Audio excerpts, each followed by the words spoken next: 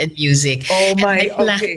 oh talaga, Oo. promise, mark my word. And my plans that I'm implementing right now are to work on unifying the opposition para Okay. mag-rally around kami sa strongest, most popular, most winnable possible slate namin of candidates for 2028.